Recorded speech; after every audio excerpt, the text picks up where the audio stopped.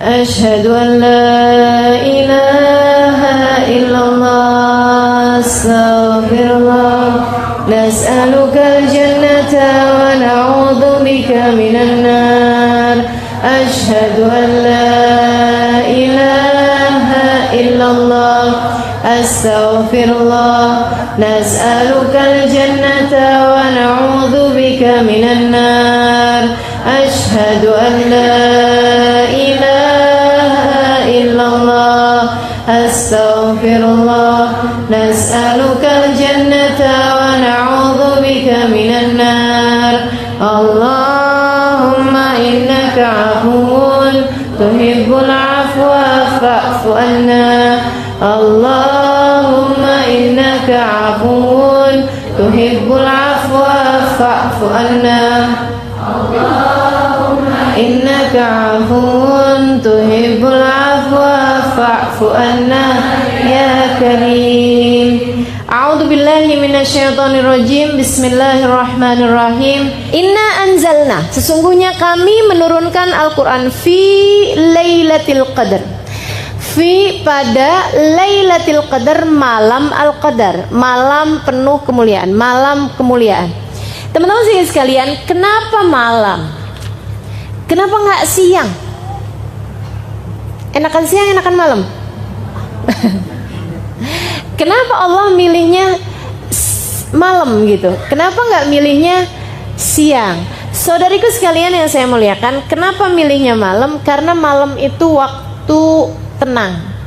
Sehingga kalau kemudian diturunkan sesuatu, dibacakan sesuatu, lebih jelas kedengarannya daripada ketika siang. Dan karena hati pada waktu-waktu, terutamanya waktu malam yang udah jelang-jelang subuh gitu ya, itu lebih siap untuk mendapati hal-hal yang berbau gaib, berbau, bukan gaib, apa ya, spirit mistis, rada nyeremin gitu ya, berbau gaib, berbau ini ya, pemaknaan gaib saya, pemaknaan gaib Arab, bahasa Arab dengan pemaknaan gaib bahasa Indonesia ini rada beda loh, iya kan? Sama kayak pemaknaan alim buat Arab sama alim buat Indonesia. Kalau orang alim Arab itu artinya ilmuwan, artinya orang berilmu. Tapi kalau alim kita orang soleh, orang baik, nggak neko-neko gitu ya, nggak macem-macem. Alim bener dia gitu kan. Nah itu jadi pemaknaannya memang beda gitu. Sama halnya dengan gaib ini ya. Saya kalau membahasakan alam gaib itu artinya adalah alam gaib, alam yang tidak terlihat tapi sesuatu yang bagus, sesuatu yang indah, sesuatu yang agung. Alimul ghaibi wasyahadah. Allah Subhanahu wa taala adalah zat yang mengetahui sesuatu yang rahasia, yang enggak terlihat, yang gaib, wasyahadah, dan yang terangan. Tapi rahasia di situ itu, yang gaib itu di situ adalah suatu hal yang indah gitu, suatu hal yang bagus gitu kan. Nah, kalau di Indonesia nih kayak gaib tuh kayak hantu.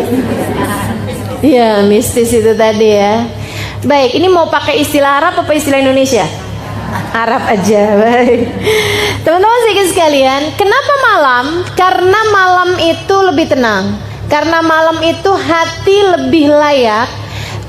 Nggak ketemu orang, nggak ngobrol orang, nggak banyak orang, kita adep-adepan, sehingga nih hati ini lebih layak untuk diturunkan segala kebaikan-kebaikan yang tidak kasat mata. Jadi banyak hal-hal yang diturunkan dari hal-hal kebaikan, ilmu laduni misalnya gitu ya. Apa tuh ilmu laduni? Ilmu yang nggak pakai belajar, keterbukaannya ilmu futuh namanya gitu ya. Kemudian ada lagi kewalian, kemuliaan yang Allah kasih, rizki-rizki batin gitu ya, sifat-sifat baik gitu, penerimaannya taubat dan lain sebagainya. Itu banyak sekali yang diturunkannya pada waktu malam, pada waktu malam. Makanya Allah menyebutkannya dengan waktu malam. Inna anzalnahu fi lailatul qadar. Teman-teman saya sekalian yang saya muliakan, ma'uqidatil wilayah illa fi jawfil lail. Katanya para ulama, tidak diberikan makom kewalian kecuali pada waktu malam. Jadi kalau yang sepanjang malamnya tidur, jangan ngerasa-ngerasa jangan-jangan saya waliullah. Yang ada wali murid ya. Ya Allah, teman-teman sekalian gitu. Jadi diangkatnya para wali-wali itu adalah pada waktu malam. Termasuk juga walinya setan selain bulan Ramadan ya. Kan setan juga punya aulia, punya wali-wali, punya kekasih-kekasih. Itu juga diangkatnya pada waktu malam. Makanya praktek-praktek dukun emang siang-siang gitu nggak ada, malam-malam pasti, ya kan ya? Emang saya tahu, nggak tahu sih, cuman selalunya kan digambarkan memang pada waktu malam. Pada waktu malam itu mereka bikinnya tuh kan pakai asap-asap, pakai asap-asap yang busuk ya, bukan yang wangi ya. Kalau yang wangi itu malah justru mendatangkan malaikat rahmatnya Allah Subhanahu wa taala. Kayak gitu. Jadi teman-teman saudaraku sekalian, segala kebaikan, segala keburukan itu banyaknya hal-hal yang gaib, hal-hal yang tidak tampak mata, kebanyakannya pada waktu malam. Siapa yang pengen dapat kebaikan, silahkan bangun pada waktu malam. Gitu kan ya? Silahkan. Siapa yang pengen dapetin keburukan dengan berkawan dengan setan-setan dan jin-jin, itu ngelamar pekerjaannya juga pada waktu malam juga gitu.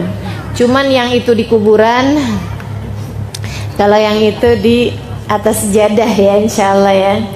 Inna anzalnahu fi lailatul qadar. Sungguhnya kami turunkan Al-Quran fi lailatul qadar, pada malam Al-Qadar. Teman-teman sekalian, masalahnya sekarang adalah bahwa malamnya menurut waktu mana? Nih. Soalnya kalau di kita sekarang sedang siang nih, di waktu yang sama nih, ini nih sedang ada yang malam. Bener gak? Di Amerika sana lagi pada malam nih, jam segini. Kan ada yang di Indonesia sama di jaraknya bedanya 12 jam ya. Berarti kita di kita jam 11 siang, di sana jam 11 malam gitu. Ada juga yang masih subuh, ada juga yang udah sore gitu. Kan buminya putar terus. Ini waktunya ngikutin waktu mana nih? Lailatul Qadar nih ngikutin waktu mana nih? Teman-teman sekalian, kalau Lailatul Qadar di zamannya Nabi Muhammad alaihissalam, itu maka perhitungan Lailatul Qadarnya adalah mengikuti waktunya Nabi Muhammad yang diturunkan kepadanya Al-Quran. Gitu. Nah, malaikat Jibril nurunin bacain Al-Quran pada waktu malam. Malamnya siapa? Malamnya Nabi Muhammad sallallahu alaihi wasallam. Tapi yang sekarang ini ada hilafiah di antara para ulama. Apakah malamnya itu mengikuti waktunya sana, ataukah malamnya mengikuti waktunya kita? Ini banyak ulama mengatakan mengikuti waktunya orang yang mengerjakan ibadah tersebut, karena karomnya Allah, kemuliaannya Allah adalah sangat luas. Jadi nggak usah, oh di sana nih belum malam nih, jadi ntaran aja, repot kita ya. Yang ada repot gitu. Jadi ngikutin waktu malamnya masing-masing orang yang sedang beribadah di tempat tersebut. Inna anzalnahu fi lailatul qadar. Sungguhnya kami menurunkan Al-Quran pada malam kemuliaan. Wa ma adrak ma lailatul qadar. Tahukah kamu apa itu Lailatul Qadar? Tahukah kamu siapa kamunya yang di situ? Kita, oh bukan, Nabi besar Muhammad sallallahu alaihi wasallam yang kepadanya diturunkannya Al-Quran. Tahu nggak kamu wahai Muhammad apa itu Lailatul Qadar? Kok pakai nanyanya ke Nabi Muhammad alaihi wasallam?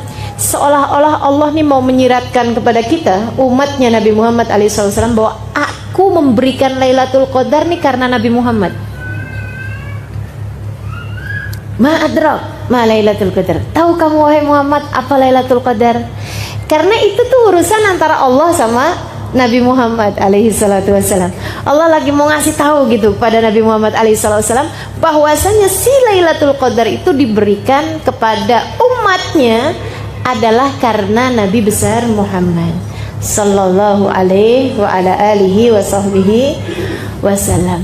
Teman-teman saudaraku sekalian yang saya muliakan, kayak gini, alam taro kaifa fa'ala rabbuka bi ashabil fil. Alam taro, tahukah kamu wahai Muhammad apa yang Allah perlakukan, Tuhanmu perlakukan kepada ashabul fil? Itu Allah lagi mau ngasih tahu bahwa aku bikin Abroha, aku hancurkan dengan pasukan ababil, itu karena di tahun tersebut kamu mau lahir. Teman-teman, tahukah engkau bahwa kejadian Abroha diserang sama burung ababil waktu mau menghancurkan Ka'bah, itu kejadiannya hanya berselang sekitar 40 hari dari lahirnya Nabi Muhammad. Sehingga Nabi kalau ditanya kapan lahir, pada tahun gajah, di tahun yang sama, hanya selang berapa waktu aja gitu. Karena memang itu Allah SWT berikan kepada Nabi Muhammad alaihissalam. Alam taro, apakah kamu tidak melihat? Karena memang hal itu diberikan oleh Allah SWT karena Nabi Muhammad SAW. Demikian pula dengan Lailatul Qadar. Ma adrak ma Lailatul Qadar. Tahukah Muhammad apa itu Lailatul Qadar? Lailatul Qadri khairun min alfi syahr. Lailatul Qadar itu yang pertama lebih baik daripada 1000 bulan. Kenapa diberikan kepada Nabi Muhammad? Karena Nabi Muhammad yang minta, meskipun secara tersirat, tidak tersurat. Meskipun itu nggak langsung disampaikan sama Nabi, tapi Nabi meminta itu. Gara-garanya Nabi itu diceritain sama malaikat Jibril umat-umat yang terdahulu. Ada umatnya Nabi Musa sujud. Itu waktu sujudnya doang dihitung 1000 bulan. Orang kan nggak mungkin sujud terus ya. Ada pakai makan, kayak tidur, pakai kamar mandi, kayak ini itu segala macam. Waktu sujudnya doang dihitung tuh 1000 bulan. 1000 bulan 83 tahun. Nabi dengernya ya ampun. Malaikat Jibril cerita lagi gitu. Kata malaikat Jibril, umatnya Nabi yang terdahulu ada yang berjihad fisabilillah, masa jihadnya doang 1000 bulan. Nabi dengarnya ya Allah, sedihnya umat saya. Umatnya Nabi ini umurnya 60 tahun, urusannya banyak bener. Urusannya banyak. Ya Allah, Bu, kok lama nggak pengajian? Ustazah, saya mau ngawinin anak. Gitu katanya. Mau ngawinin anaknya kapan, Bu? Tahun depan. Kenapa sibuknya dari sekarang? Ya Allah, urusannya banyak kita nih ya. Kita urusan bulan puasa aja banyak apa nggak urusannya? Aduh, segala macam ya. Dari nyiapin kue, nyiapin baju, iya benar, aduh segala macem deh urusan, luar biasa banyaknya gitu. Padahal nih bulan yang kita udah khususkan buat ibadah, segitunya aja urusan yang selain ibadah, ruwetnya luar biasa banyaknya. Ini Nabi jadi sedih. Nah kalau umur umat saya nih cuma 70 tahun, cuma 60 tahun, 70 tahun, ibadahnya dihitung berapa lama? Kepotong tidur aja udah sepertiga umur. Karena kan rata-rata orang tidur 8 jam. 8 jam itu kan sepertiganya hari. Ya, sepertiganya 24. Nah, kalau orang tidurnya 28 jam, itu pun teman-teman sekalian, tidur 8 jam itu kita tuh udah jamak takdim waktu bayi. Iya kan? Waktu bayi itu antara tidur sama jaganya, sama bangunnya banyakan tidurnya anak bayi. Katanya sampai dengan ada yang bilang 21 jam pertama ya, hari-hari pertama. Habis itu kemudian menjadi 16 jam, kemudian menjadi 14 jam, menjadi 12 jam gitu dan seterusnya. Jadi kita udah takdim sebenarnya. Sebenarnya sekarang nih udah waktunya buat ngurang-ngurangin. Karena udah kepotong waktu bayi itu. Ya Allah.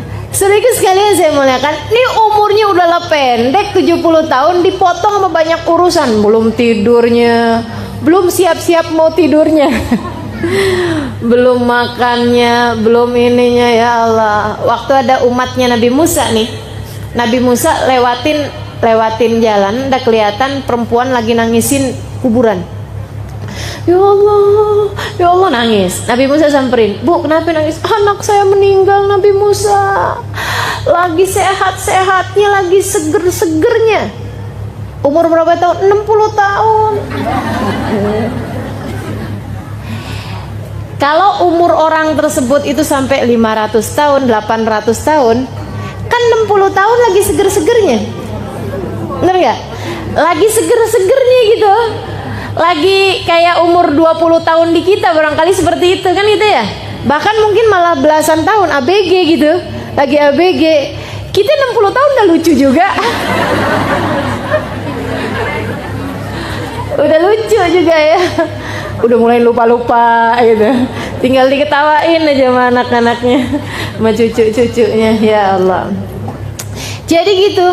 Akhirnya kemudian Nabi Musa bilang, Bu, ibu tahu nggak? Nanti tuh akan ada umat zaman akhir, umurnya emang segitu, 60 tahun. Wah, nggak sempet ngapa-ngapain dong. Nggak sempet bangun rumah, nggak sempet kawin. Kata si ibu itu, 60 tahun bentar amat gitu. Kata Nabi Musa, oh enggak Bu, kawin. Bahkan nggak sekali. Nah gitu ya, ada yang kawin 2 kali, 3 kali gitu. Ya Allah, ya Allah. Katanya ibu tersebut, andai saya hidup di zaman tersebut, saya nggak pakai bikin rumah, saya bernaung aja di bawah pohon. Ntar kalau lagi panas datang ke arah sebelah sini, kalau dingin, kalau sore datang ke arah sebelah sini. Dia bilang, ibadah aja sama Allah, nungguin sampai mati. Betapa pendeknya umur-umur mereka. Ya Allah, nih kita nih dikasih umur nih pendek-pendek zaman akhir. Kenapa dikasih umurnya pendek? Teman-teman saudaraku sekalian, kalau nggak pendek buminya nggak muat. Umat terdahulu badannya gede-gede, umurnya panjang-panjang. Kenapa? Karena buminya masih lebar, orangnya masih dikit. Kan buminya lebar nih, orangnya masih dikit. Gimana coba? Kan kalau orangnya nggak gede-gede, langkahnya kecil-kecil kan nggak nyampe-nyampe. Nggak ketemu-ketemu nih sama temen-temennya nih. Mau reunian gitu ya, lama. Jadi mau bukber. Jadi orangnya sama Allah dibikin gede-gede dan umurnya panjang-panjang. Jadi orang tuh bisa sampai ngawinkan, maksudnya sampai nemuin masa kawinnya anaknya atau cucunya yang ke-7 generasi itu masih ketemu gitu. Nah umurnya 1000 tahun, iya kan?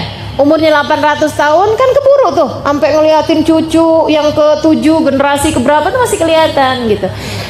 Nah ini teman-teman, iya kalau ulang tahun ya. Kepikir aja nih si ibu, bosen kali ulang tahun lagi gitu, ulang tahun lagi.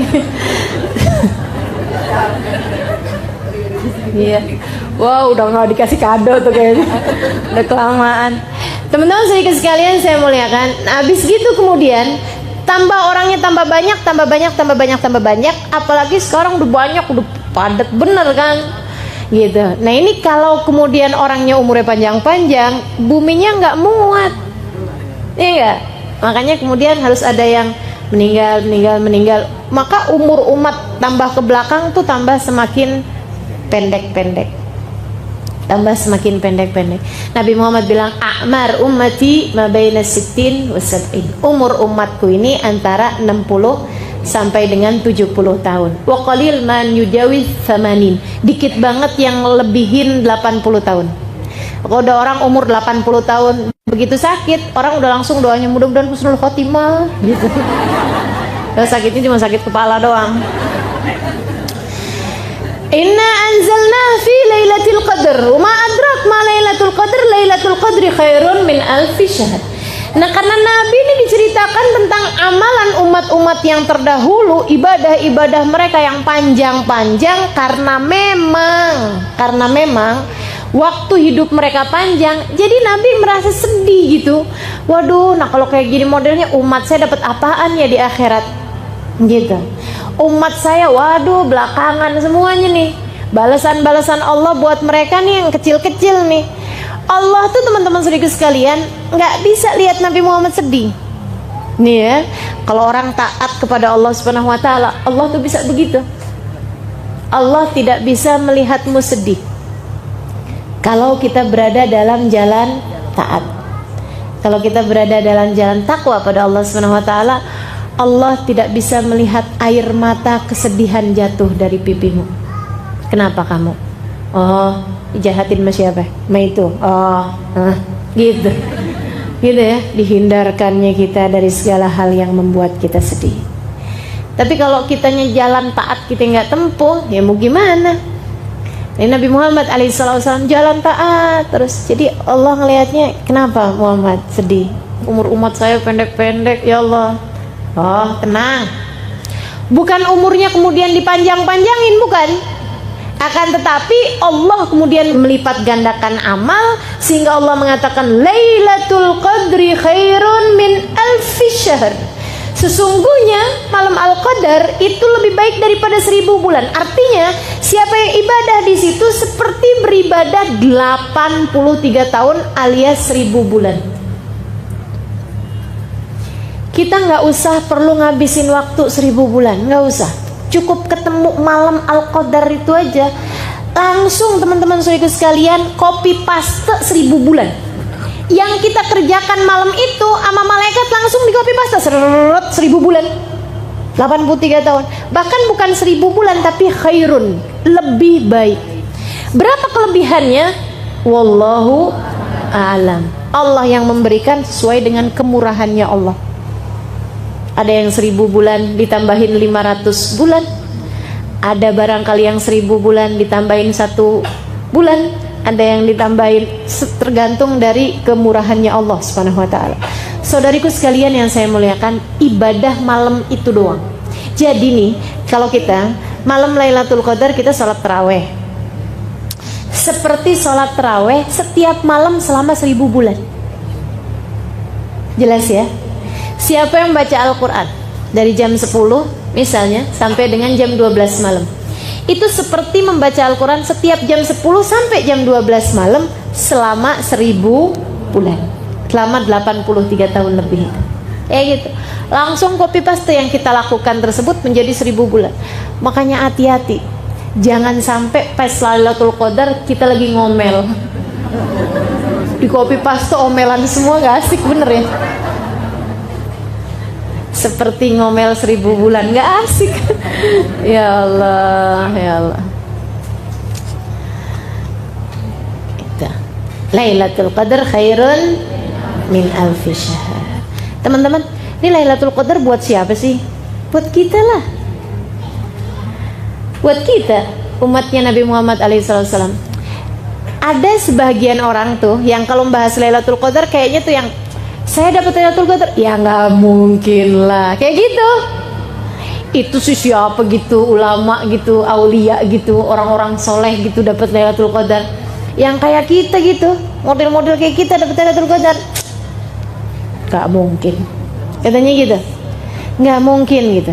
Teman-teman sedikit sekalian yang saya muliakan, satu hal, Lailatul Qadar itu dapat nggak dapat, semua yang dilakukan malam tersebut oleh seseorang langsung berlipat ganda menjadi 1000 bulan. Kamu mau dilipat gandakan yang bukan taat? Mau dilipat gandakan yang maksiat? Naudzubillah, bener kan? Serem bener gitu. Jadi memang kita harus cari, makanya biar pas nepatin Lailatul Qadar pas kita lagi taat gitu. Itu satu. Yang kedua, Lailatul Qadar itu buat kita. Lailatul Qadar hiya lailat qadrina. Lailatul Qadar adalah malam Lailatul Qadarnya kita. Kenapa? Karena gini, kalau umatnya selain umat Nabi Muhammad kan udah nggak mungkin dapat Lailatul Qadar, ya kan? Ini kan hadiah Allah buat Nabi Muhammad, buat umatnya Nabi Muhammad alaihissalam. Sehingga yang nggak beriman kepada Allah, nggak beriman kepada Nabi Muhammad, walaupun mereka mau bikin kebaikan apapun di malam tersebut, ya nggak bisa apa-apa. Orang mereka nggak beriman gitu. Jadi teman-teman sekalian, khusus buat umatnya Nabi Muhammad. Nah, umatnya Nabi Muhammad nih, kan ada yang gini, ada yang kerjaannya taat mulu, orang baik-baik, muhsinin, kelas-kelas orang sangat soleh. Ada yang kerjaannya durhaka mulu, ngerjain dosa mulu, belum berada dalam jalan taat kepada Allah, gitu ya. Puasa kagak, bulan Ramadan nih, sholat boro-boro, gitu ya. Puasa enggak, sholat enggak, sedekah enggak, gitu. Kerjaannya minum-minuman keras, nggak ada bedanya antara Ramadan bukan bulan Ramadan, kan gitu ya. Itu yang sebelah sana kayak begitu. umatnya Nabi sih, umatnya Nabi, la ilaha illallah Muhammad Rasulullah. Kalau ditanya Tuhannya siapa, Allah, tanya nabinya siapa, Muhammad. Tapi mereka enggak mengerjakan taat sama sekali. Ahli maksiat. Yang sebelah sana ahli taat, taat mulu, para wali-walinya Allah, para kekasih-kasihnya Allah, para ulama-ulama yang saleh salihat, ya kan? Yang sebelah sana. Di tengah-tengahnya ada kita. Taat, iya. Baca Quran, ngomongin orang, iya. Gitu deh, gitu ya. Bakti sama orang tua, iya. Kadang-kadang berani juga, iya. Gitu. Yang kayak kita nih, sa'ah fasa'ah. Maksudnya sesaat-saat, sesaat taat, sesaat maksiat, sesaat ngerjain kebaikan, sesaat ngerjain keburukan. Yang model kayak kita gitu. Saudara sekalian, kalau buat ahli maksiat sekalipun Lailatul Qadar nggak ada bedanya buat mereka. Mabok-mabokan juga, gitu ya. Nauzubillah misalnya zina jalan juga, gitu. Ngerjain kemaksiatan jalan juga. Di malam-malam Ramadan juga nggak ada bedanya buat mereka, kayak begitu ya. Nah kalau buat mereka, adakah Lailatul Qadar buat mereka? Enggak lah. Orang ngerjain taat juga kagak, gitu ya. Tahu kita bukan buat mereka, maksudnya buat orang-orang soleh tuh ustazah. Teman-teman saya sekalian, kalau buat orang-orang soleh itu nggak perlu Lailatul Qadar, nggak perlu Lailatul Qadar. Ketika Syekh Abdul Qadir Jailani ditanya, ya Syekh, mata Lailatul Qadar? Oh hai Syekh, kapan Lailatul Qadar? Ditanya sama Syekh Abdul Qadir Jailani, lana aulakum, buat saya atau buat kalian? Yang nanya bingung, emang beda-beda gitu? Beda-beda lah katanya Syekh Abdul Qadir Jailani. Amalana fakullu layalina layalil qadar. Kalau buat kami semua malam kami Lailatul Qadar. Setiap malamnya ibadah pada Allahnya luar biasa, menghadap Allahnya luar biasa, hatinya nyambung sama Allahnya, nggak ada lupanya. Orang-orang yang begitu datang subuh, ya Allah sedih bener, berhenti waktu munajat saya dengan Allah. Nah yang kayak begitu kan tiap malamnya Lailatul Qadar. Yang saya ceritakan sepanjang malam sholat Hubabah Khadijah itu dari Mekah, saya lihat dengan mata kepala saya sendiri sepanjang malam, padahal itu lagi di Mina, lagi hari yang sangat capek-capeknya. Beliau sepanjang malam, bener-bener sampai subuh teman-teman saya sekalian. Sebelahan tempat tidur mas saya, jadi saya liatin sepanjang malam tersebut. Ya Allah, luar biasa benar. Nah buat orang-orang yang seperti mereka ini, fakullu layalihim layalil qadar. Setiap malam-malamnya adalah malam-malam mendapatkan rahmat, mendapatkan karunia, mendapatkan kemuliaan dari Allah Subhanahu wa taala. Nggak perlu nunggu Lailatul Qadar buat mereka. Ini yang kayak kita nih, yang rencana mau baca Quran 2 juz baru dapat 2 lembar udah ngantuk. Ini kan, yang kalau terawih modelnya tinggal ngitungin rokaat mulu. Berapa sih gitu. Yang kalau terawih nyarinya kalau nggak yang paling dikit rokaatnya, kalau nggak yang paling cepet bacanya. Nih yang model-model kayak kita nih teman-teman perlu Lailatul Qadar. Istilah katanya nih ya, ini kayak semacam mall. Nih ceritanya nih. Kita nih tiap hari dari rumah kita pergi ke tempat kerja ngelewatin satu mall, satu toko besar mall gitu ya. Kita tuh setiap lewat dari etalasenya tuh kita liatin barang-barang bagus-bagus bener, tapi harganya gila. Andai kita lihat sendal sepatu 10 juta, gaji berapa bulan tuh ya? Kan gitu ya teman-teman sekalian. Tiap hari kita lihat, ya ampun tuh kerudungan kayaknya halus, bagus gitu ya. Tapi kita liatin harganya, ya ampun gitu, 500.000. Ya udah deh, mendingan buat beli pampers punya anak kecil soalnya. Saya sekalian, jadi ini kita ngelihat barang-barang di situ bagus-bagus, cakep-cakep, tapi mahalnya naudzubillah, gitu kan? Sehingga setiap lewatnya cuman kepengenan aja gitu. Satu hari mereka ada kasih tulisan big sale pada tanggal gitu ya, sekian, jam sekian sampai jam sekian. Misalnya tanggal 24 Juni, sehari sebelum lebaran.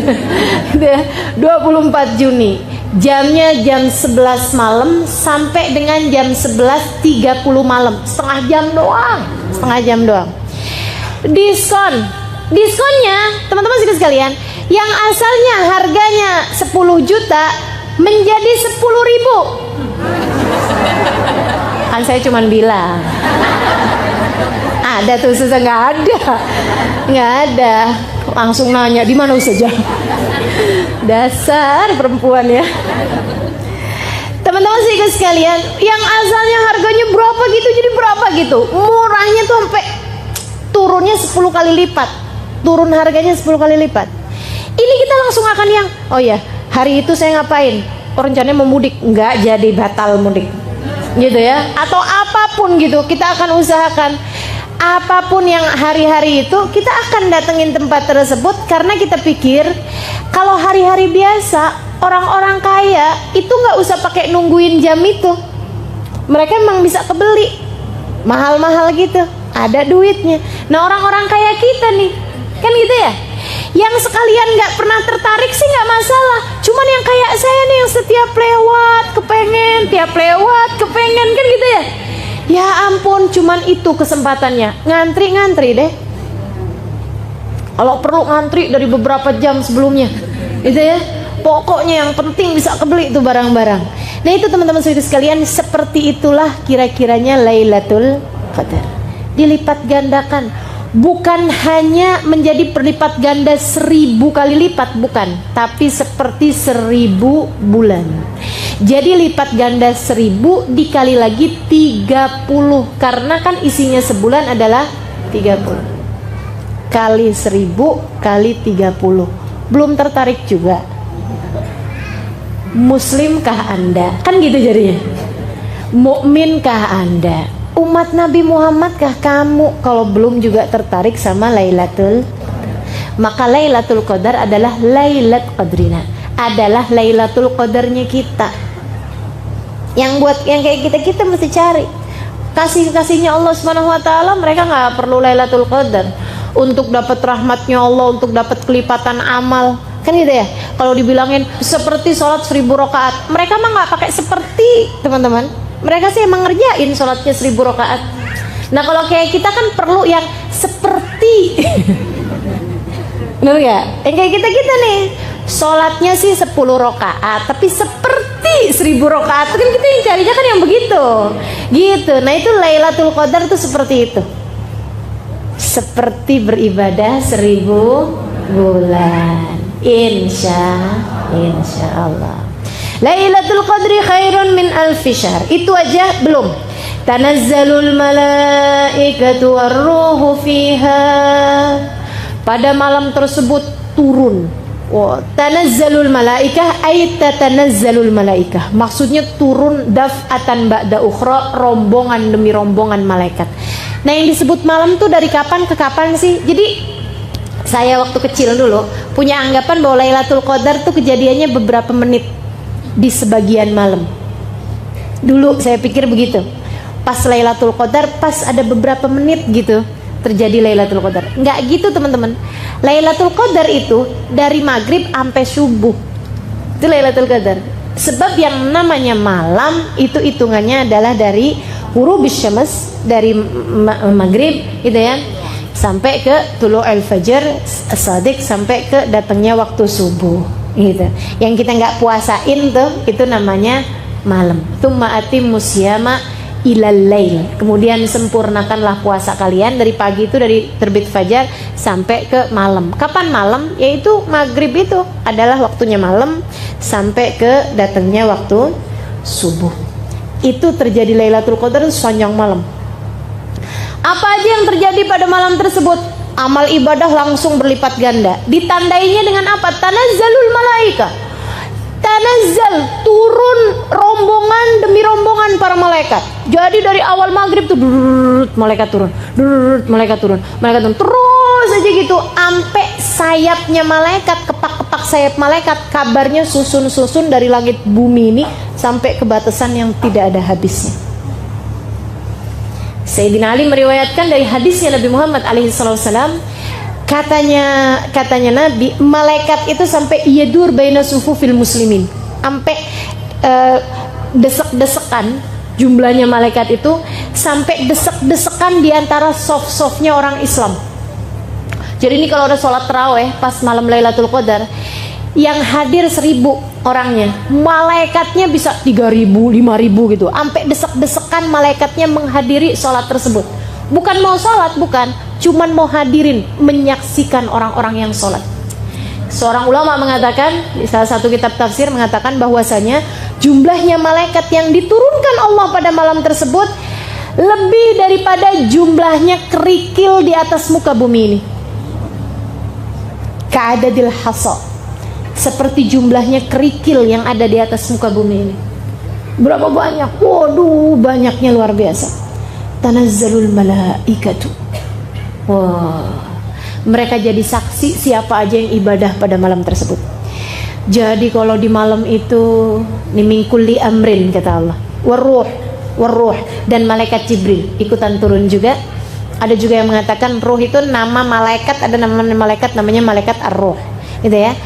Banyakan pendapat sih mengatakan bahwa ar-ruh yang dimaksud di situ adalah malaikat Jibril. Malaikat Jibril turun juga fiha pada malam tersebut biidzni rabbihim, dengan perintah dari Tuhan mereka, dengan perintah dari Allah Subhanahu wa taala, min kulli amrin, menyelesaikan urusan mereka. Urusan mereka menjadi saksi-saksi ibadahnya kita di atas muka bumi. Teman-teman saudaraku sekalian, saya kalau ingat ini nih mikirin, ya Allah, Allah tuh ya bikin Lailatul Qadar udah sampai serepot itu. Maksudnya sampai sesibuk itu, sampai sepenting itu, gitu ya.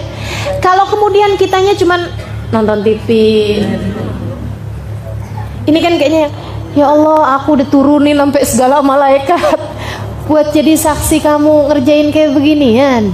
Kitanya tidur, nggak ada apa-apanya, nggak ada gerak sama sekali. Maksudnya nggak kepikiran hal-hal yang berbau kebaikan, gitu ya. Kan rasanya kan kayak ngenes bener. Nanti kalau dibuka tayangannya nih kita di akhirat, oh ya Allah, nyeselnya. Aduh, tuh coba aja tuh. Jangan sampai terjadi yang seperti itu. Mari pergunakan Ramadan yang kali ini, jangan sampai kelewatan. Dari di saat terjadi Lailatul Qadar, kita sedang berada dalam taat pada Allah Subhanahu wa taala. Saudaraku sekalian, berlipat ganda 1000 bulan. Itu ya. Kemudian yang berikutnya lagi adalah ibadah kita disaksikan oleh ribuan malaikat. Yang mana malaikat tersebut akan memintakan ampun dosa-dosa kita. Ketika kita lagi istighfar, diistighfarin sama malaikat. Ketika kita lagi mohon ampun, dimohon ampunkan sama mereka. Maksudnya dimintakan ampunan kepada Allah. Ketika kita sedang meminta hajat-hajat kita, diaminkan doa-doa kita oleh mereka. Para malaikat-malaikatnya Allah yang jumlahnya sangat banyak tersebut itu. Min kulli amrin, untuk menyelesaikan urusan-urusan mereka, menjadi saksi-saksi Allah di atas muka bumi. Karenanya siapa yang malam tersebut kemudian baca istighfar, diaminkan oleh para malaikat, dimohonkan ampun oleh para malaikat, kata Nabi Muhammad SAW, man qama Lailatul Qadar ghafarallahu lahu ma taqaddama min dhanbi. Siapa yang pas malam Lailatul Qadar dia beribadah, dia mohon ampun, dia sholat, dia ngerjain kebaikan-kebaikan, Allah akan ampuni seluruh dosa-dosanya yang telah lalu. Jadi nggak nunggu sebulan penuh, nggak. Dapat Lailatul Qadar 1 itu doang, udah kelar urusannya. Dosa kita diampuni, dikasih jalan takwa sama Allah Subhanahu wa taala. Masya Allah, jangan sampai kelewatan. Min kulli amrin. Nah, malaikat Jibril, dalam salah satu keterangan dari guru saya, beliau mengatakan bahwasanya malaikat Jibril ini yusafih, yusallim man adrak Lailatul Qadar, akan menyalami orang-orang yang dapat Lailatul Qadar. Selamat kamu dapat Lailatul Qadar, selamat kamu dapat Lailatul Qadar, selamat seluruh dosamu diampuni oleh Allah, selamat seluruh dosamu diampuni sama Allah, kayak gitu. Nyalamin orang-orang yang dapat Lailatul Qadar. Sampai katanya sahabat tuh pada nanya, Rasul, kerasa gak sih kalau disalamin sama malaikat Jibril? Ini pertanyaan mewakili kita nih. Jangan sampai pas nanti Lailatul Qadar karena kita nggak berasa misalnya gitu ya, jadinya kita nggak tahu gitu kalau kita lagi disalamin. Atau kalau memang nggak berasa ya jangan sampai kita coba ngerasain, ya kan? Kayaknya malaikat Jibril lagi datang aja. Merinding. Ya Allah. Nggak ada teman-teman kita mah kalau merinding bukan urusan yang kayak begitu kan, bukan. Lain gitu rasanya gitu. Nggak ada gitu, belum jadi ahli batin ya yang bisa ngerasain yang begitu. Mudah-mudahan sama Allah dikasih entah kapan waktunya bisa ngerasain yang rasa-rasa yang begitu. Tapi nggak usah cari-cari, maksudnya nggak usah cari-cari di malam-malam ini rasa nih kayaknya lagi disentuh nih dada saya sama malaikat Jibril, nggak usah. Sebab katanya Nabi Muhammad nggak berasa, walakin yajid burdahu hattus sabah, dia akan merasakan ketenangan hatinya sampai dengan esok harinya. Gitu ya. Tanazzalul malaikatu warruhu fiha biidzni rabbihim min kulli amrin salamun. Kebahagiaan, kedamaian, rahmat, karunia Allah berikan di atas muka bumi. Hiya, malam tersebut, hatta matla'il fajar, sampai terbit fajar, sampai matla'nya fajar, sampai ketika datang waktunya pagi. Sehingga sekalian, kapan dong kejadiannya nih Lailatul Qadar? Udah nggak sabaran rasanya ya kita mau dapetin nih Lailatul Qadar nih dengan segala apapun yang dijanjikan. Sehingga sekalian, Nabi waktu ditanya jawabnya pernah macem-macem. Bahkan Nabi sih ada secara umumnya bilang kayak begini, carilah di setengah terakhir dari Ramadan, carilah di malam ganjil terakhir di Ramadan, malam ganjil setengah terakhir di bulan Ramadan. Jadi 15, 17, 19, 21, 23, 25, 27, 29. Teman-teman sekalian, ada lagi hadis yang mengatakan, katanya Nabi Muhammad, carilah, ini ada seorang sahabat saya lupa namanya, dia nanya kemudian, dia bilang, ya Rasulullah, kapan sih Lailatul Qadar? Kata Nabi Muhammad, di bulan Ramadan. Dia nanya lagi, kapan Rasulullah Lailatul Qadar? Maksudnya pengen lebih spesifik gitu ya. Kata Nabi Muhammad, di 10 terakhir Lailatul Qadar, di ganjil 10 terakhir Lailatul Qadar. Dan jangan nanya lagi, kata Nabi Muhammad, 10 Ramadan terakhir gitu ya, 10 Ramadan terakhir tapi malam ganjilnya. Terus dia nanya lagi, Rasul kapan sih Lailatul Qadar? Biar lebih enak gitu ya nyarinya. Kata Nabi Muhammad, carilah di 7 hari terakhir dari malam Ramadan. Gitu. Tapi ada hadis juga yang waktu Nabi Muhammad ditanya, kata Nabi Muhammad, dia malam 17. Ada juga yang mengatakan dia malam 27. Dan Nabi gitu. Ada juga yang mengatakan dia malam 29. At-tasi'atu wa 20 gitu. Ala kulli hal, para ulama kemudian mengambil pendapat, katanya Imamul Haddad dalam kitabnya Nasaih Ad-Diniyah, beliau mengatakan kalau begitu modelnya berarti Lailatul Qadar itu berkemungkinan terjadi berbeda-beda setiap tahunnya. Mungkin di malam itu yang Nabi Muhammad ditanya malam 17 kan gitu ya. Mungkin sudahnya itu Nabi Muhammad tanya malam 27.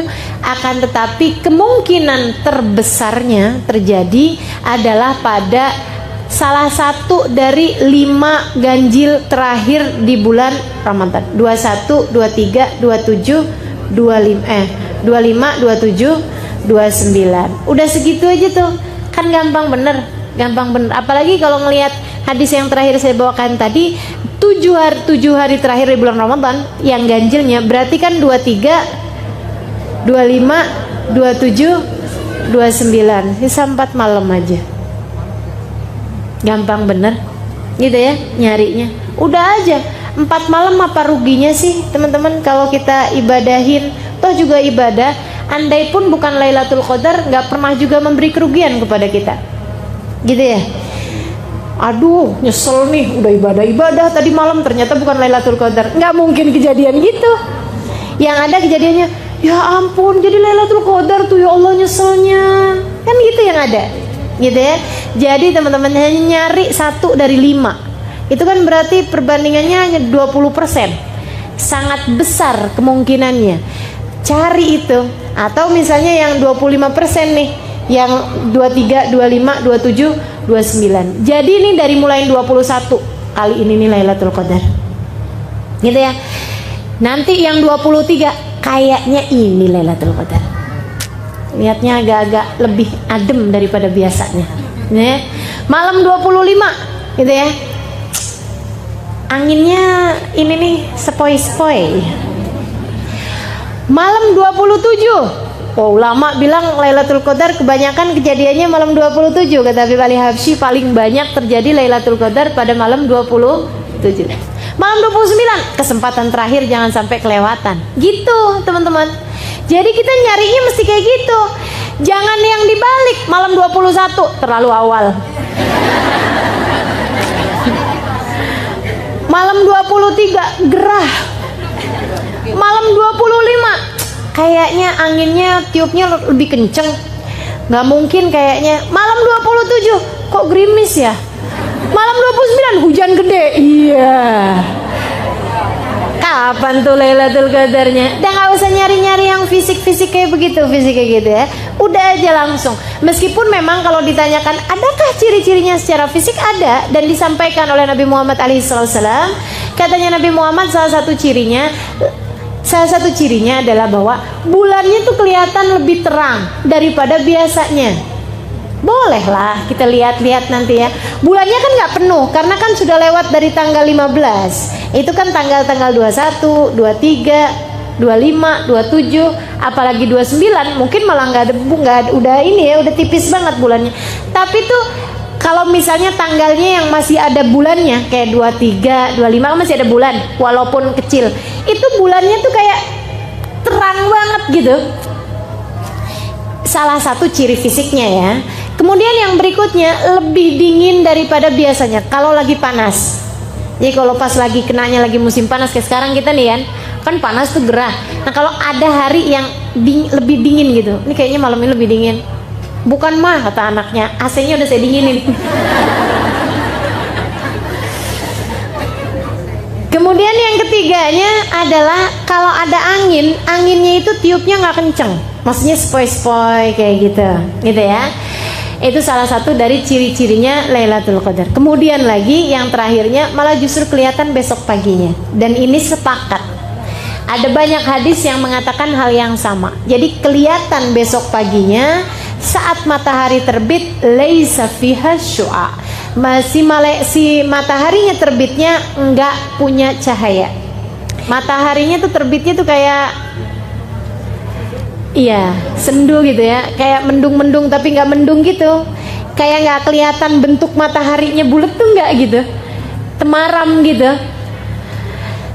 Itu pagi-pagi saat matahari terbit sampai entaran jam berapa, jam 9, jam 10 baru kelihatan terang kayak gitu. Kenapa? Nabi nggak nerangin kenapa, tapi saya pernah dapat keterangan dari guru saya. Kenapa mataharinya itu tidak terlihat terang ke bumi? Karena cahaya matahari tertutup dengan kepak-kepak sayap malaikat yang kembali naik ke atas langit. Ya Allah, kalau aja kita bisa lihat, tapi kita nggak usah cari lihat, ya, nggak usah kepengen lihat. Kayak apa nih? Jangan juga cari-cari. Siapa tahu saya kapan-kapan bisa lihat kepak-kepak sayap malaikat, gitu. Nah, itu ya. Kalau itu kejadiannya misalnya malam 21 tadi malam, pagi-paginya udah kayak begitu. Jangan jadiin putus asa. Oh berarti tadi malam udah ya udah deh kalau gitu nggak usah ibadah lagi. Nggak gitu, jangan. Siapa tahu itu mendung biasa. Siapa tahu itu memang mataharinya kayak begitu. Ntar liatin lagi, ntar jangan-jangan ada lagi yang kayak gitu kan. Jadi tetaplah beribadah. Toh juga hanya mencari 1 dari 5 malam yang kalaupun bukan Lailatul Qadar kita juga tidak akan menyesal, karena memang memberdirikan 10 malam yang terakhir adalah merupakan ibadah yang selalu dilakukan oleh baginda kita Nabi Muhammad SAW Dan juga 10 hari yang terakhir tersebut berisi tiket-tiket bebas dari api neraka. Semoga kita berhasil mendapatkannya. Amin ya rabbal alamin. Asyhadu an la ilaha illallah, nas'alukal jannata wa na'udzubika minan nar. Asyhadu an la ilaha illallah, astaghfirullah, nas'alukal jannata wa na'udzubika minan nar. Asyhadu an la ilaha illallah, astaghfirullah, nas'alukal jannata wa na'udzubika minan nar. Allahumma innaka 'afuwun tuhibbul 'afwa fa'fu 'anna. Allahumma innaka 'afuwun tuhibbul 'afwa fa'fu 'anna. Allahumma innaka 'afuwun tuhibbul 'afwa fa'fu 'anna ya karim. Betapa kematian sesuatu yang pasti. Allah Subhanahu wa taala berfirman dalam Al-Qur'an. Kata Allah, "Fa'bud rabbaka hatta ya'tiyakal yaqin." Fa'bud rabbaka hatta ya'tiyakal yaqin. Sembahlah Allah Subhanahu wa taala Tuhanmu. Kamu sembah Allah Subhanahu wa taala hatta ya'tiyakal yaqin. Sampai kapan kita nih diminta buat nyembah Allah? Sampai kapan kita diminta buat ibadah? Kata Allah, hatta ya'tiyakal yaqin, sampai datang sesuatu yang pasti. Apa yang pasti? Ayil maut. Yang dimaksudkan dengan suatu yang pasti itu adalah mati. Karenanya siapapun kamu di atas muka bumi ini harus belajar berusaha buat jadi hamba Allah Subhanahu wa taala yang taat. Mudah-mudahan Allah mudahkan. Amin ya rabbal alamin.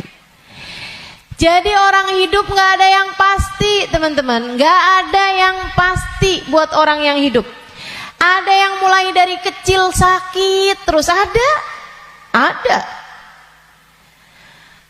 Nggak ada yang pasti hidup itu. Yang pasti ketika seseorang hidup hanya satu, namanya mati. Kalau kamu diberi kehidupan, maka satu waktu nanti kehidupan tersebut akan diambil kembali oleh Allah Subhanahu wa taala. Sebab memang hidup di dunia, begitu kamu diberi kehidupannya, udah pasti kamu akan berjumpa dengan kematian. Enggak ada yang pasti dalam hidup selain mati.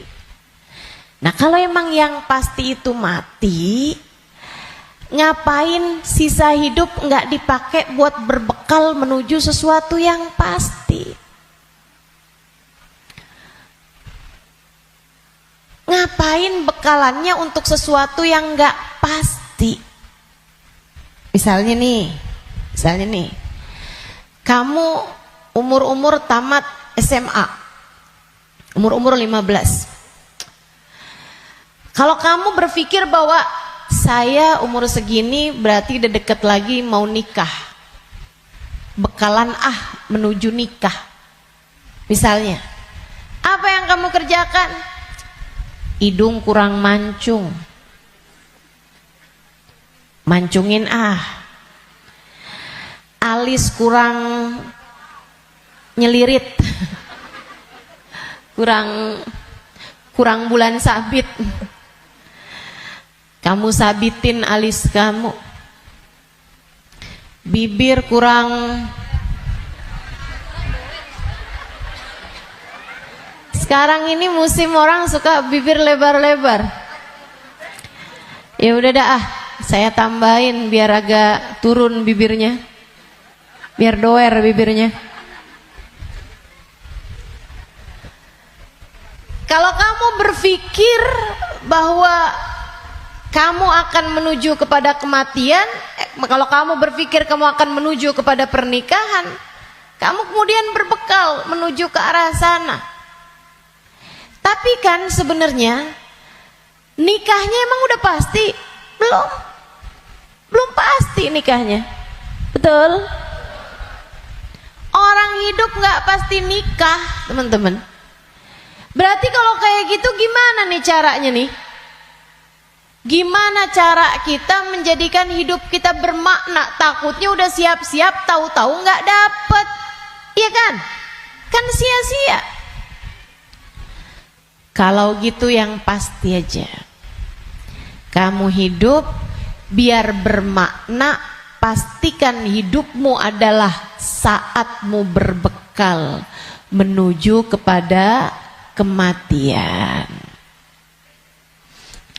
Saya tuh waktu SD kabarnya pinter.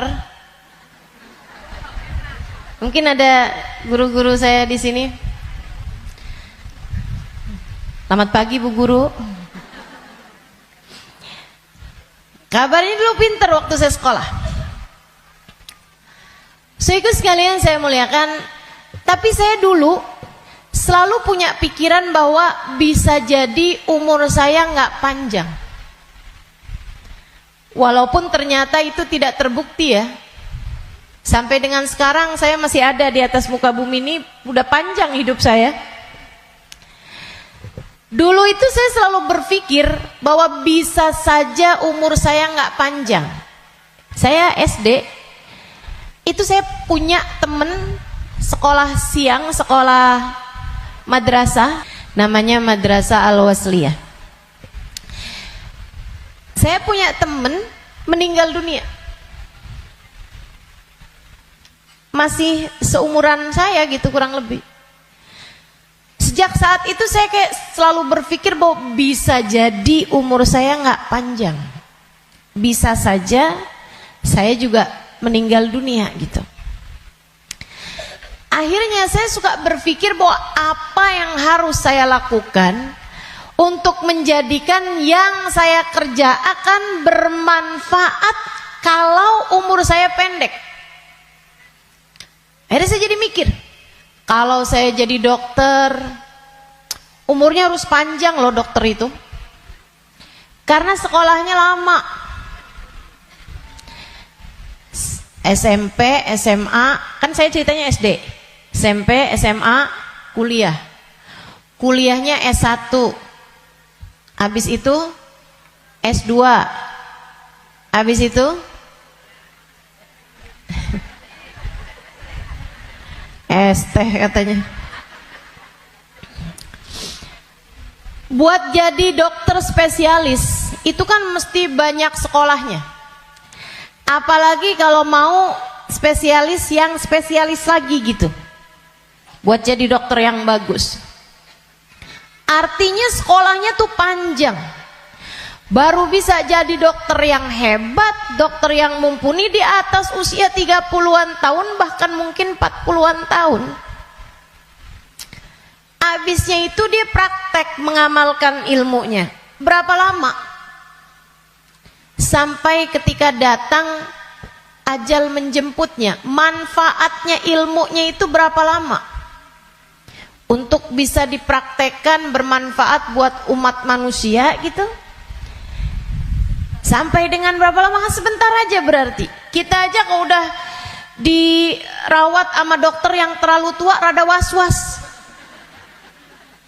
Betul nggak? Dokternya mau nulis resep, ambil kacamata dulu gitu kan. Terus nulisnya agak tangannya gemeteran. Takut kita. Ini kalau misalnya dia ngelihatnya salah-salah gitu kan. Atau dia mau nyuntik tangannya udah gemeteran. Waduh udah kayaknya rada gimana gitu. Tapi kita sama dokter muda juga kita ragu-ragu. Betul gak? Coba tuh. Betapa ternyata mau jadi dokter aja itu umurnya cuman dari sekitar 40 sampai ke 50 atau 60 tahun dah gitu. Cuman segitu doang. Sisanya udah enggak tuh. Udah enggak maksimal. Saudaraku sekalian saya muliakan, saya jadi mikir gitu. Wah, kalau gitu enggak usah jadi dokter deh, takutnya umur 30-an tahun saya meninggal, saya enggak bekalan apa-apa nih. Apa ilmu, apa hal yang bisa membuat saya bisa nggak nyesel kalau saya mati muda? Itu yang saya pikirkan lagi zaman saya SD. Hingga akhirnya saya memutuskan untuk saya akan belajar di pondok pesantren. Biar saya kenal sama agama Allah. Biar saya ngerti caranya jadi hamba Allah. Biar saya kenal sama baginda pemimpin agama saya, baginda Nabi besar Muhammad. Biar saya bisa dekat dengannya, hingga semoga begitu saya meninggal dunia saya dapat berjumpa dan bertemu dengannya. Itu harapan saya. Akhirnya saya belajar di pondok-pondok pesantren, terus belajar. Saudaraku sekalian, saya muliakan, alhamdulillah.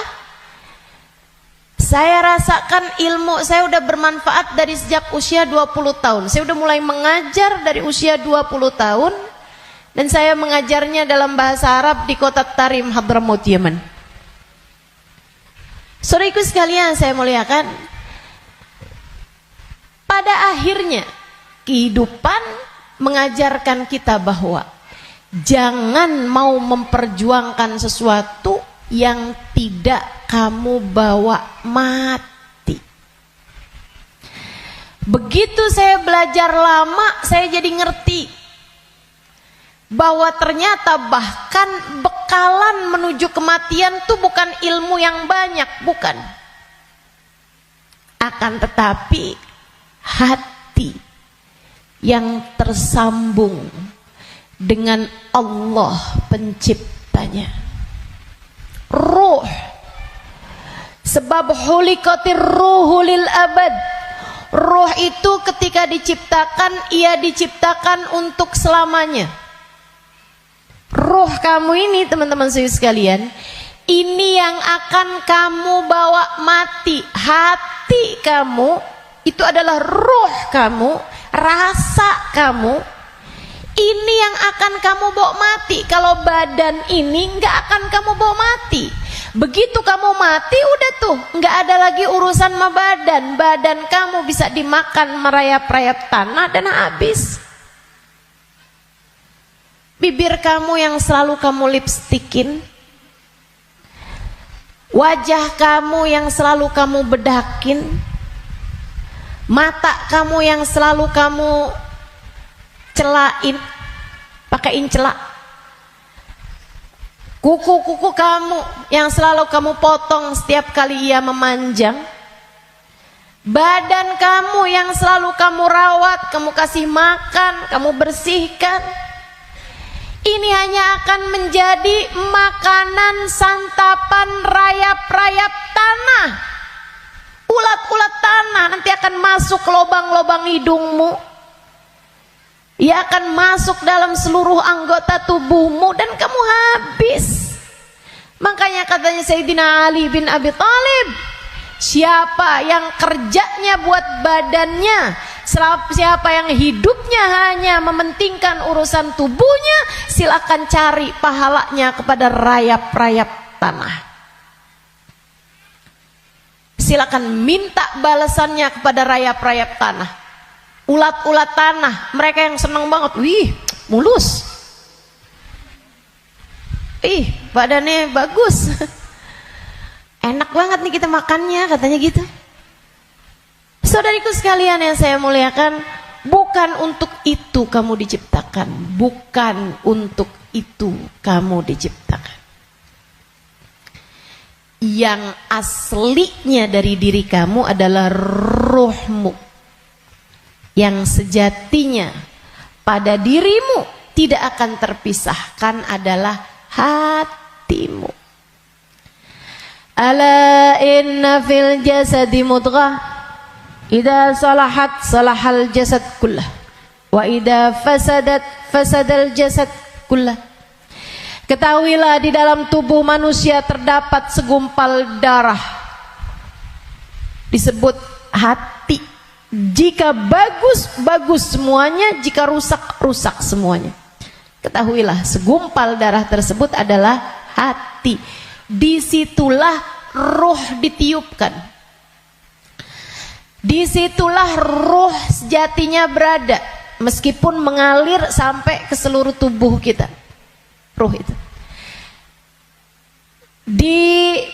dihembuskan saat janin badanmu itu berusia 4 bulan dalam rahim ibu kamu, ditiupkan lewat ubun-ubun. Makanya Bu, ketika Allah menciptakan batok kepala kita, itu semuanya udah full kecuali ada satu lubang kecil di ubun-ubun. Makanya kalau anak bayi ubun-ubunnya masih lembut, belum, tulangnya belum keras, karena asalnya memang bolong. Kenapa Allah bolongin? Buat niupnya ruh, ditiupkannya ruh saat usia 4 bulan tuh dari situ.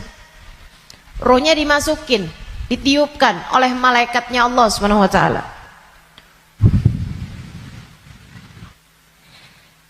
Pusatnya ditaruh di jantung atau di hati, dia pusatnya tuh ditaruh di hati, menyebar ruh tersebut sampai ke ujung-ujung jari.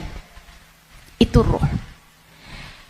Kalau datang kematian, dicabut lagi dari ubun-ubun. Malaikat pencabut nyawa sama halnya dengan malaikat peniup ruh, itu memulai pekerjaannya dari ubun-ubun. Ini nyabut nyawanya juga dari sini.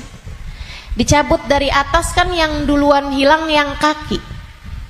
Makanya orang kalau mati tuh kakinya duluan yang dingin.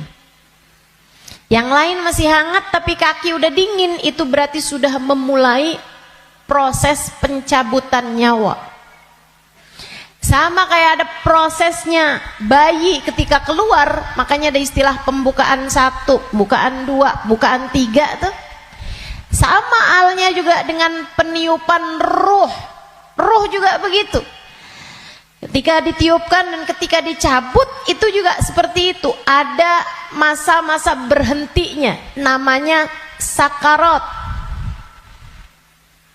Namanya sekarat.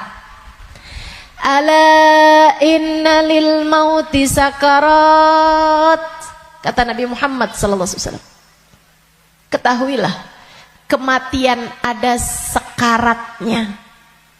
Kematian ada hentakan-hentakannya, enggak sekaligus.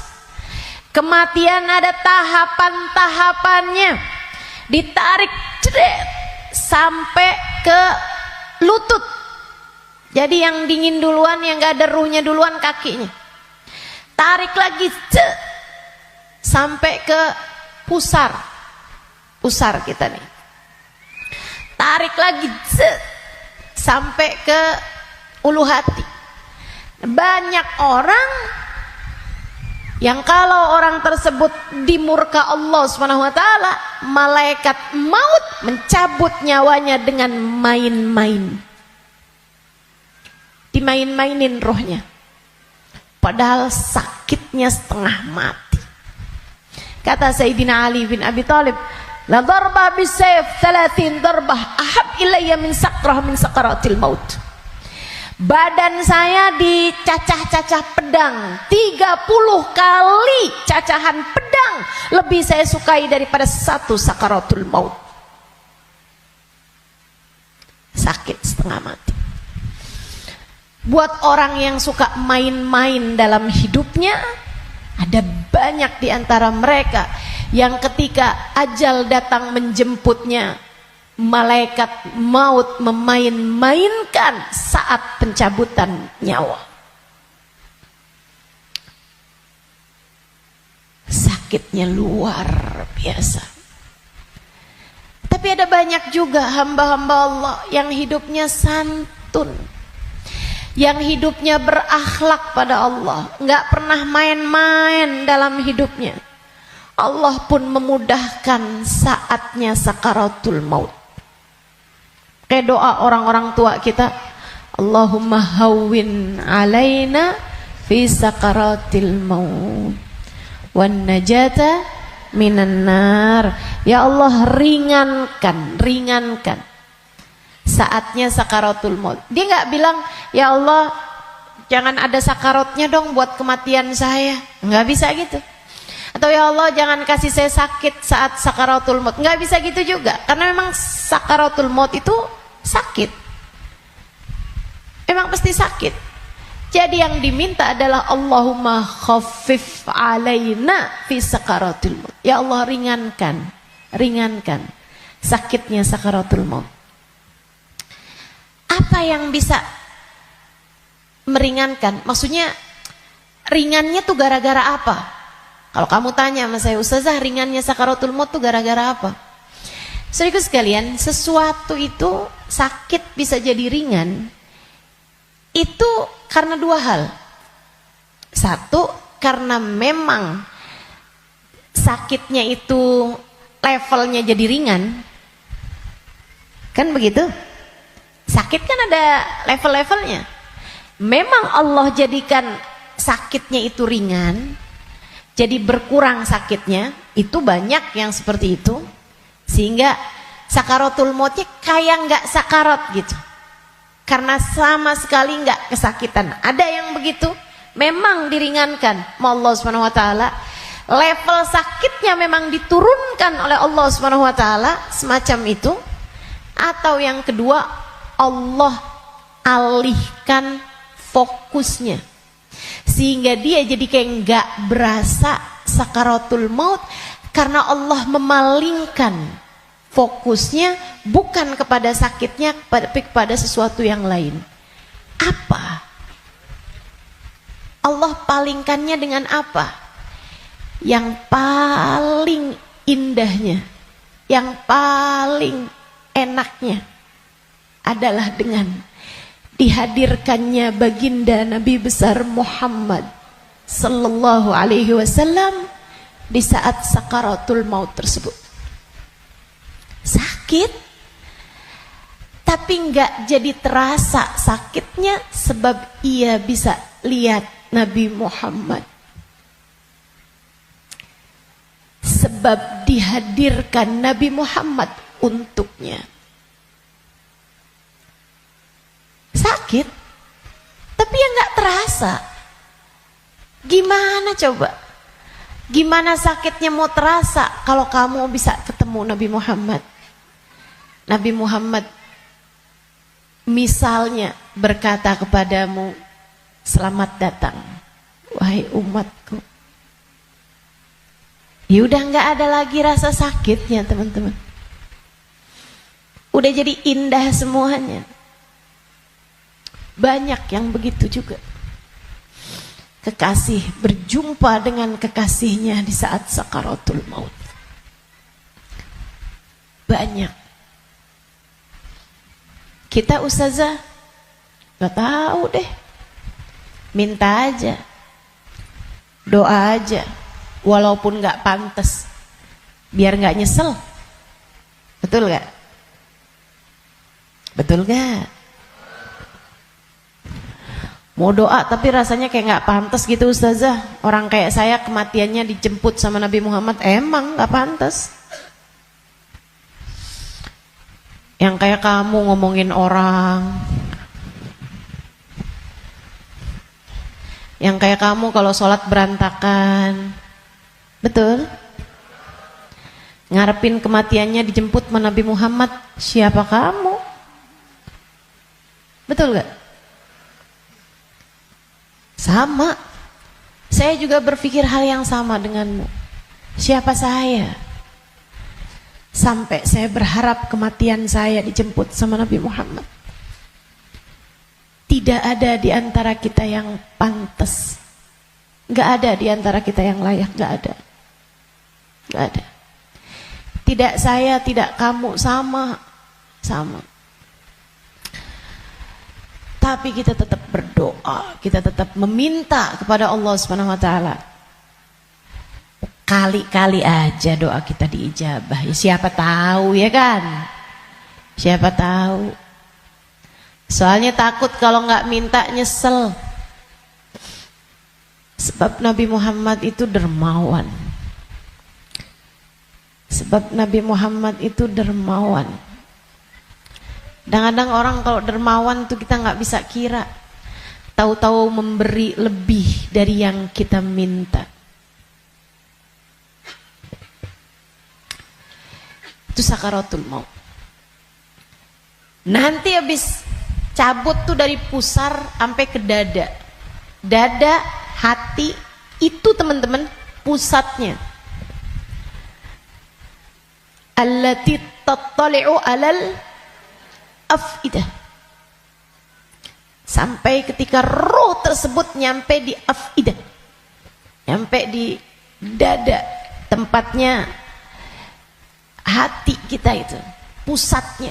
Makanya orang kalau ngerasa sakit hati pasti pegang dadanya gitu. Nggak ada yang pegang kepalanya, sakit hati saya, nggak ada. Apalagi pegang kaki, sakit hati saya, nggak ada. Pasti bilang sakit hati saya gitu, yang dipegang dada. Karena memang tempatnya ruh, pusatnya itu adanya di situ, hati kita. Itu sakaratul maut paling sakitnya tuh di situ, karena sumbernya tuh di situ.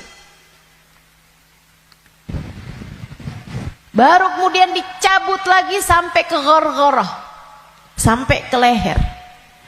Kau udah nyampe di ghargharah, hakikat kamu akan ditampakkan.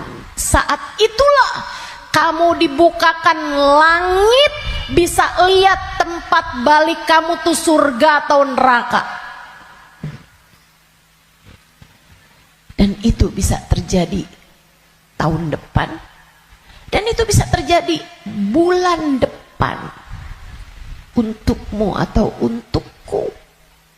Itu bisa jadi di waktu yang masih sisa panjang, bisa jadi juga sudah tinggal sedikit lagi waktumu untuk merasakan apa yang disebut dengan sakaratul maut ini. Semuanya pasti ngalamin. Semuanya nggak ada yang bisa lari. Saat ghargharah, saat nyawa udah sampai di tenggorokan, dibukakan pintu demi pintu, kata Nabi Muhammad. Ketika Nabi bercerita kepada Sayyidah Aisyah, ya Aisyah, man ahabba liqa Allah, ahabballahu liqa'ah, wa man kariha liqa Allah, karihallahu liqa'ah. Wahai Aisyah, siapa yang senang saat perjumpaannya dengan Allah, Allah pun senang berjumpa dengan dia. Siapa yang benci berjumpa dengan Allah, Allah pun benci berjumpa dengan dia. Ya Rasulullah, walakinnana nakrahul maut. Bukannya semuanya takut memati, Rasul. Takut kan gak senang. Bukankah kita semuanya takut mati, Rasul? Kalau takut mati kan artinya kita gak senang. Kalau kita gak senang, Allah gak senang juga dong ketemu kita. Gak gitu Aisyah. Tapi nanti saat ghargharah, saat nyawa sudah di tenggorokan, Allah akan bukakan langit-langit, dan Allah akan perlihatkan tempat kembali bagi roh seseorang. Rohnya itu baliknya kemana? Siapa yang ketika dibukakan langit-langit tahu tempat kembalinya adalah neraka, dia pun takut ketemu sama Allah, dia benci berjumpa dengan Allah, Allah pun benci berjumpa dengannya, walaupun dia bunuh diri sekalipun. Dia bunuh diri nih, pengen mati kan orang bunuh diri, Tapi begitu ruhnya sampai di tenggorokan, begitu dia lihat tempat kembalinya adalah neraka, dia pun takut, kepengen gak jadi bunuh diri. Dia pun pengen balik hidup lagi. Karena dia lihat ternyata tempat kembalinya adalah neraka yang sangat menakutkan. Dia benci berjumpa dengan Allah, Allah pun benci berjumpa dengannya. Sebaliknya, orang mukmin, orang yang tawadhu, orang yang hidupnya buat nyari Allah, walaupun sebenarnya takut, walaupun sebenarnya ngeri, tapi saat langit dibuka, dia diperlihatkan bahwa tempat kembalinya adalah surga. Dia pun rindu, dia pun ingin, dia pun cinta untuk berjumpa dengan Allah. Dia pun bahagia, dia sukacita berjumpa dengan Allah, Allah pun sukacita berjumpa dengannya. Allah pun suka untuk berjumpa dengannya. Nih, saat ghargharah ini Allah cerita dalam Al-Quran di surat Al-Mu'minun, hatta idza jaa ahadahumul maut qala rabbirji'un la'alli a'malu salihan fima taraktu kalla innaha kalimatun huwa qailuha wa min waraihim barzakhun ila yaumi yub'atsun. Sadaqallahul azim. Kata Allah, sampai ketika kematian datang kepada kalian, ketika ruh sampai di tenggorokan, dia akan berkata, Rabbirji'un, balikin saya lagi ya Allah, balikin saya lagi ya Allah. Setahun, biarkan saya tinggal lagi di dunia setahun ya Allah. Nggak boleh sebulan ya Allah, nggak boleh seminggu ya Allah. Minggu depan deh ya Allah, matinya minggu depan aja. Gak boleh minggu depan, sehari ya Allah. Besok mati gak apa-apa, jangan sekarang.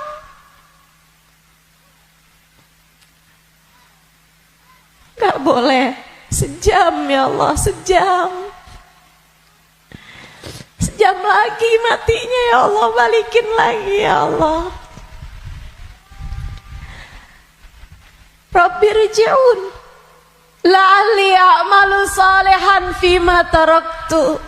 Saya akan segera bagi-bagi harta saya buat sedekah. Saya akan segera sholawatan kepada Nabi Muhammad. Saya bakal segera baca Al-Quran. Saya bakal segera sholat. Saya mau minta maaf sama orang-orang.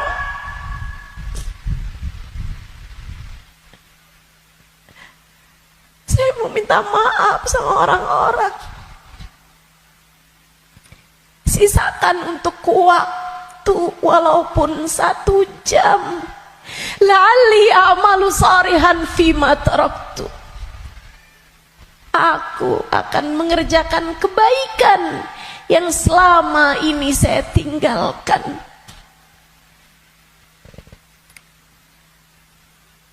Apa jawab Allah? Kalla innaha kalimatun huwa qailuha. Enggak ada. Sekarang kalimatmu itu hanya jadi omong kosong belaka. Enggak ada ceritanya kamu dikabulkan. Waktunya sudah habis. Game over. End. Udah habis. Kamu nggak punya nyawa cadangan. Kamu nggak punya hidup simpanan. Kamu tidak sedang dalam masa percobaan. Begitu kamu masuk usia balik, semua sudah mulai tercatat untukmu. Tak ada lagi waktu untuk kembali. Innaha kalimatun huwa qailuha. Itu hanya sekedar kalimat disampaikan begitu aja. Kamu minta balik, enggak ada ceritanya. Wa min waraihim barzakhun ila yaumi yub'atsun. Sekarang waktunya kamu hidup di alam barzakh sampai hari kiamat datang. Dah tuh, nggak bisa balik lagi. Makanya serem sama kematian, teman-teman, karena dekat. Aqrab ghaib yuntadhar, kata Nabi Muhammad. Perkara gaib yang paling dekat sama kita kematian. Si ini meninggal, si itu meninggal, si itu meninggal, si itu meninggal. Semua meninggal. Maka sebagaimana kamu melihat satu hari ada jenazah diangkut, satu waktu jenazah kamu yang diangkut. Sebagaimana kamu lihat ada nama seseorang, kamu dengar nama seseorang diumumkan di masjid, satu waktu namamu yang akan diumumkan di masjid. Kamu lihat satu hari ada nama seseorang muncul dengan ucapan berbela-sungkawa, turut berduka cita, yang ada di Instastory orang-orang, satu waktu nama kamu yang akan ditulis di situ. Sebagaimana ada broadcast di grup-grup WhatsApp yang menuliskan nama-nama orang dengan ucapan meninggal dunia, satu waktu akan ada namamu yang ada di situ. Inna lillahi wa inna ilaihi rojiun. Turut berduka cita atas meninggalnya Halimah binti Utsman al-Idrus. Akan ada waktunya. Semua akan ada waktunya. Semua akan ada gilirannya. Pasti tanpa terkecuali. Kamu akan datang giliranmu, pasti tanpa terkecuali. Kamu bakal mati, Bu. Kamu akan mati, Dek. Kamu bakal mati, Nak. Pasti. Masalahnya tinggal, akankah Allah berkenan menerimamu? Saya tuh dulu suka liatin tulisan kalau ada orang meninggal dunia, semoga rohnya diterima di sisi Allah. Saya suka mikir gitu, ya masa ditolak, ya diterima lah. Fakta membuktikan. Kita nggak pernah lihat ada orang habis meninggal dunia terus balik lagi. Lah, bukannya kamu seminggu yang lalu meninggal? Oh, nggak diterima. Pernah? Nggak pernah. Ya saya suka pikir gitu. Ya diterima lah. Masa mau ditolak? Orang meninggal mau meninggal gitu. Tapi sesudah saya belajar, tuh waktu saya kecil mikirnya begitu. Sesudah saya belajar di pondok pesantren, belajar terus. Saya jadi paham betapa berartinya ucapan itu. Sebab kamu, saya, ketika meninggal dunia akan menjadi salah satu dari dua kelompok orang. Ada yang ruhnya diterima di sisi Allah dengan penuh keridhaan. Ada yang ruhnya diusir dari rahmatnya Allah, sebab Allah murka kepadanya.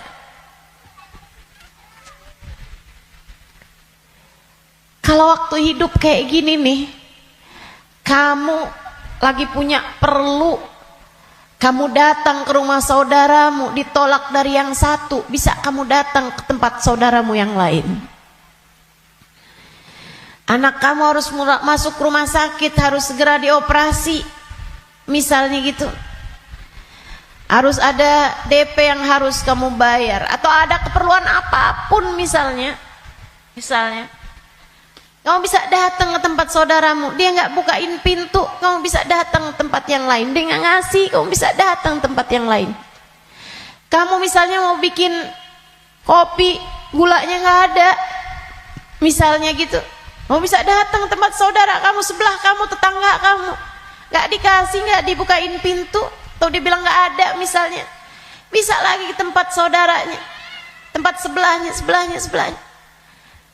Orang hidup ini andai ditolak dari yang satu, kita masih punya pilihan tempat yang lain. Seapa-apanya masih ada pilihan tempat yang lain. Tapi kalau kamu meninggal dunia, kamu hanya akan menjadi wa inna ilaihi raji'un, hanya akan kembali kepada Allah Subhanahu wa taala. Kalau pintu rahmatnya Allah tertutup darimu, kalau kamu diusir dari kasih sayang Allah Subhanahu wa taala, Allah tidak berkenan menerimamu, kemana kiranya kamu akan pergi? Terusir dari pintu rahmatnya Allah, kamu mau kemana? Bu, Kak, Dek, Nak, saya sampaikan ini dengan sungguh-sungguh. Jangan pernah mau main-main dalam hidupmu. Jangan main-main sama hidup. Sebab selama kamu hidup, kematian masih akan membayangi. Dan begitu datang kematian sementara Allah belum ridho kepadamu, sangat mungkin rohmu tidak diterima Allah, hingga Allah pun mengusirmu dari pintu rahmatnya, dan kamu dikembalikan kepada lembah kemurkaannya.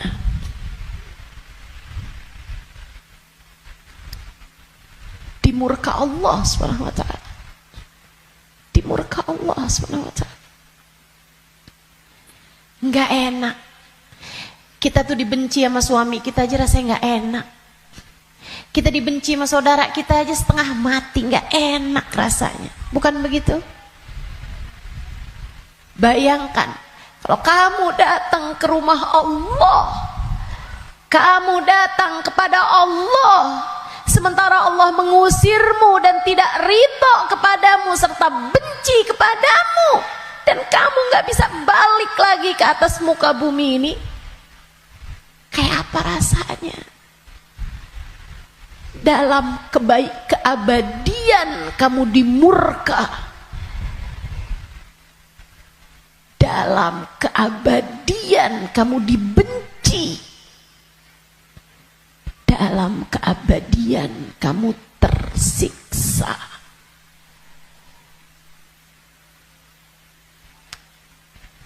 Nggak akan sabar, nggak akan sabar. Makanya sekarang nih di dunia kamu masih bisa sabar. Kalau lagi nggak enak sabar aja. Malam-malam ngantuk mau tahajud, yang sabar. Bangun tahajud, yang sabar. Biar nanti kamu nggak ketemu waktu di mana kamu tidak akan sabar menghadapinya. Kamu nggak akan kuat ngadepinnya. Sekarang kamu kuat. Buat puasa kamu kuat. Buat baca Quran kamu kuat. Buat hadir majelis taklim kamu kuat. Buat baca maulid kamu kuat. Buat berbuat baik pada orang tua kamu kuat. Buat berbuat baik sama suami kamu kuat. Buat doain anak-anak kamu kuat. Buat ngurusin rumah kamu kuat. Buat ngerjain kebaikan-kebaikan kamu kuat. Maka kerjakan apa yang kamu kuat. untuk menghindarkan diri dari sesuatu yang kamu nggak bakal kuat. Bertahanlah terus. Bertahanlah untuk tetap menjadi solehah. Yang sabar jadi solehah. Tetaplah jadi hamba Allah yang solehah. Enggak kuat nih saya, enggak, kamu kuat, kamu kuat. Saya enggak kuat lagi Ustazah ngadepin suami kayak begitu. Kuat, kamu kuat. Saya enggak kuat lagi Ustazah ngadepin orang tua saya nih Ustazah. Kuat, kamu kuat. Enggak kuat lagi saya ngadepin anak-anak saya Ustazah. Kamu kuat, kamu kuat. Kamu kuat. Saya enggak kuat puasa, kuat, kuat. Saya enggak kuat tahajud, kuat. Kuat. Saya nggak kuat baca zikir habis duhur, habis subuh ke isyraq, kuat, kuat. Saya nggak kuat baca ratib malam-malam hari, ngantuk saya, kuat, kuat. Kamu kuat ngerjain itu semua. Saya nggak kuat Ustazah buat berbuat baik sama semua orang. Saya pengen marah aja semuanya. Enggak, kamu kuat, kamu kuat. Jangan marah-marah, jangan. Jangan marah-marah. Kamu kuat. Teman-teman saya sekalian, yang gak kuat kalau kamu mati dan kamu terusir dari rahmatnya. Yang kamu gak kuat kalau sampai di dalam kubur ruhmu disiksa, kamu gak akan kuat. Yang gak kuat kalau kamu datang malaikat yang menanyai dalam kuburan dan kamu nggak bisa jawabnya, hingga kemudian malaikat tersebut mulai menyiksamu, kamu nggak akan kuat. Sisanya di dunia ini kamu kuat, kamu kuat. Saya dijahatin terus sama tetangga saya nggak kuat lagi, kamu kuat. Saya ditinggalin sama teman-teman saya nggak kuat, kuat, kuat, kuat. Percaya saya, kamu kuat. Saya sakit Ustazah, saya udah gak kuat lagi. Kuat, kuat, kuat. Yang kamu gak kuat kalau kamu sampai diusir dari rahmatnya Allah. Yang kamu gak kuat kalau ruhmu keluar, dan bisa jadi itu bulan depan, bisa jadi itu minggu depan. Saat ruhmu keluar dan kamu ngelihat tempat kembalimu adalah neraka, kamu gak akan kuat.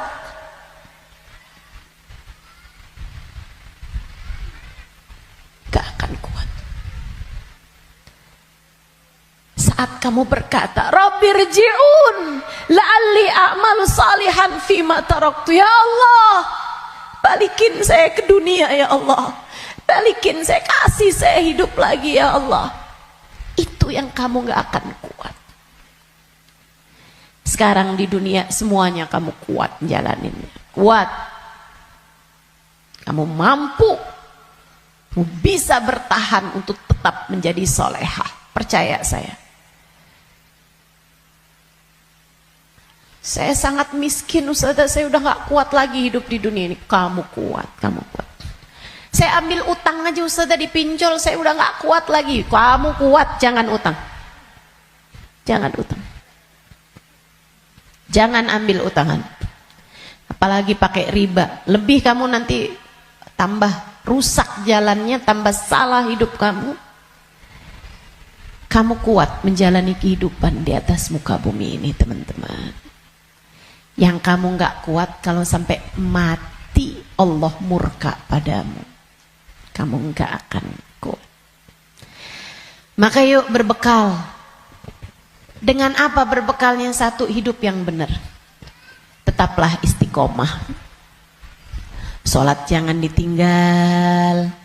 Ibadah jangan ditinggal. Apa yang kamu bisa kerjain, kerjain. Sedekah biar kata sedikit jangan ditinggal. Saya orang miskin Ustazah, saya nggak bisa sedekah banyak-banyak. Tapi kamu masak. Masak, banyakin kuahnya kata Nabi. Bagiin tetangga. Kasihin tetangga kamu pas kamu lagi masak. Saya nggak bisa sedekah Ustazah. Tapi kamu masak nasi, masak. Pakai sambal. Iya. Apa? Tempe goreng. Banyakin. Sisain dikit buat tetangga kamu. Kasih buat orang yang susah.